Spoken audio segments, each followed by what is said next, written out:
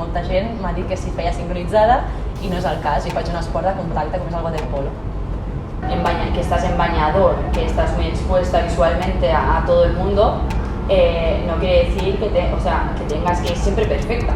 Porque sí, puedes ir perfecta si tú quieres ir perfecta, pero no porque los demás te lo digan. Per tant, és un esport associat a coses dures i les dones ens associen a no coses dures i això realment trenca estigmes. Et veuen a la platja o et veuen a una piscina a l'estiu i et diuen, ostres, quines esquenes o que t'impacti, o també els braços a vegades, ¿no? A mí me han llamado, por ejemplo, marimacho por hacer waterpolo. Te lo juro. Intento que les meves filles, com a esportistes i com a dones, segueixin tirant endavant i segueixin intentant posar a la dona en el lloc que es mereix.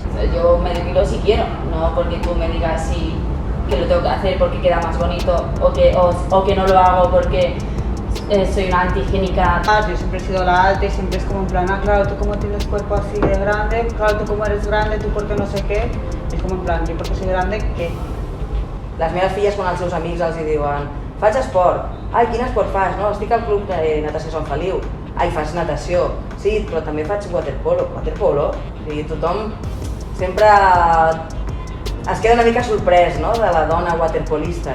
Siendo árbitra chica, a veces en dobles arbitrajes, me han llegado a criticar, de decir, eres una mujer, vete a hacer cosas de mujeres, cosas así. O sea, yo acepto el cuerpo que tengo.